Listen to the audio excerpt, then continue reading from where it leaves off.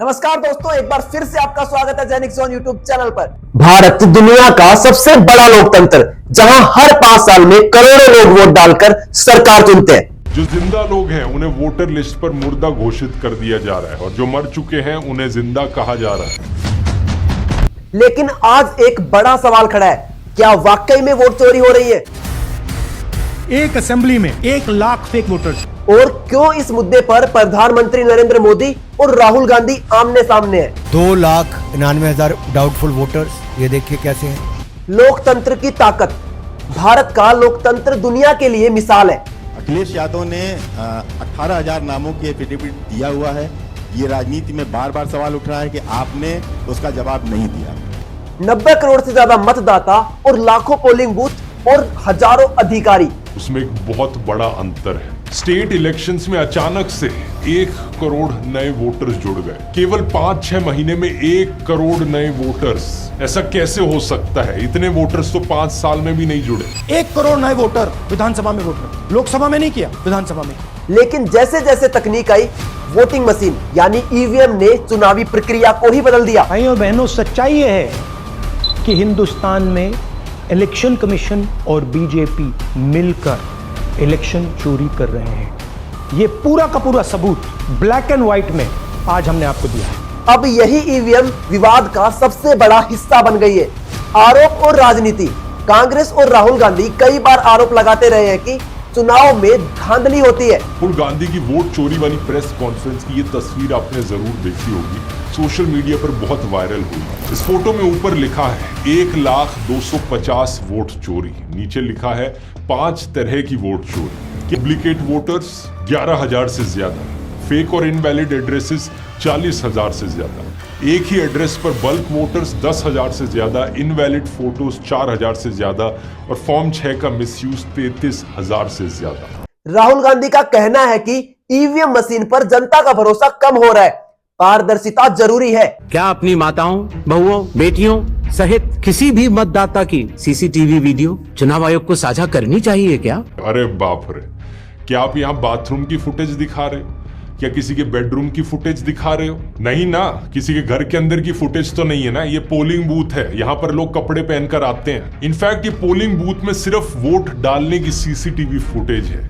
हमें तो यहाँ पर किसी का चेहरा भी नहीं देखना, बस एक अंदाजा लगाना है कि क्या 5:30 बजे के बाद सही में इतनी बड़ी संख्या में लोग आए थे वोट डालने के लिए या फिर नहीं आए थे। सिर्फ भीड़ का अंदाजा लगाना है। और बात तो यहाँ पर यह है कि अगर आप वोट चोरी जैसे भारी एलिगेशंस लगने पर भी सीसीटीवी फुटेज नहीं दिखा सकते तो वहाँ सीसीटीवी लगाने का पॉइंट क्या बना? हटा दो उस कैमरे को, फिर लगाई किस लिए रखा है? और वहीं प्रधानमंत्री नरेंद्र मोदी और बीजेपी इन आरोपों को सिरे से खारिज करते हैं। 5 जनवरी 2023 से 2 अगस्त 2023 तक करीबन 7 महीने में 4,64,000 वोटर्स बढ़े। लेकिन अगले 2 महीने में यानी कि 2 अगस्त से लेकर 4 अक्टूबर तक 16,05,000 वोटर्स बढ़ गए। जरा सोचकर देखो, 7 महीने में करीबन 4.5 लाख और केवल 2 महीने में करीबन 16 लाख वोटर्स बढ़ जाते, यानी हर रोज के करीबन 25,000 वोटर्स जुड़ गए। क्या ये कहीं से भी एक नॉर्मल बात लग रही है? इसके अलावा उन्होंने ये भी बताया कि दिसंबर 2022 में इलेक्शन कमीशन ने खुद 8,51,000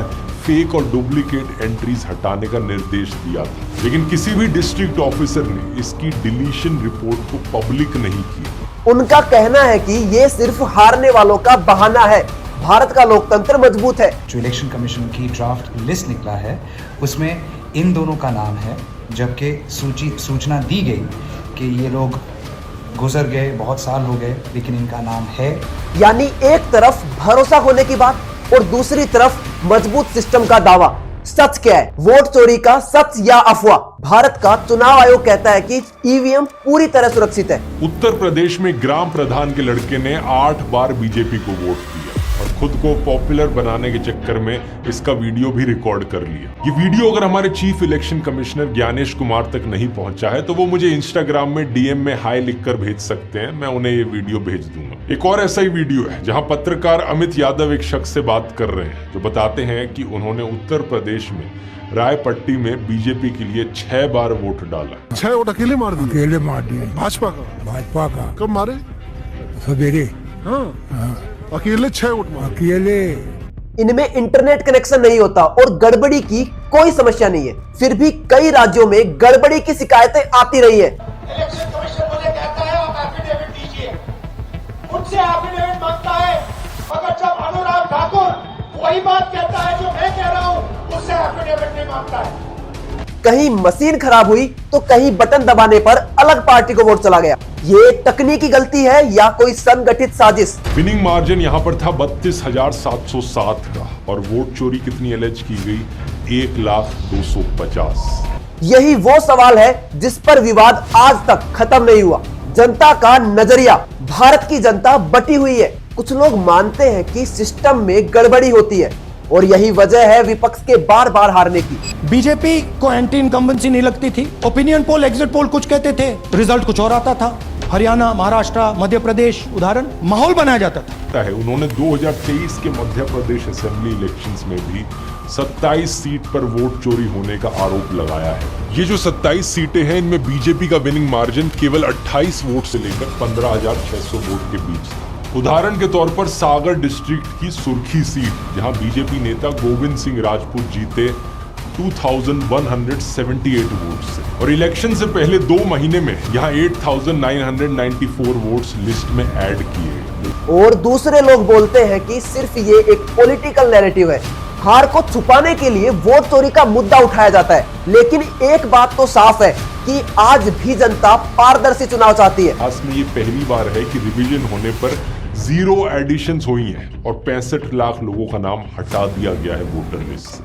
चाहे मोदी हो या राहुल गांधी, हर वोटर की यही मांग है कि मेरा वोट सुरक्षित रहे। First time in the history of India, of the last 75 years of post-independence India, for the first time we are going back to reducing the number of people on electoral rolls. लोकतंत्र की असली ताकत जनता का भरोसा है। अगर जनता को लगता है कि वोट सुरक्षित नहीं है तो यह लोकतंत्र के लिए सबसे बड़ा खतरा है। चंडीगढ़ मेयर पोल्स में रिटर्निंग ऑफिसर अनिल मसीहा बैलेट पेपर्स को डिफेस कर रहा था ताकि कांग्रेस आप अलायंस को जो वोट मिले उनमें से कुछ वोट्स को इनवैलिड करार कर दे। चाहे मोदी हो या राहुल गांधी, यह लड़ाई किसी पार्टी की नहीं बल्कि उस व्यवस्था की है जो 140 करोड़ लोगों का भविष्य तय करती है।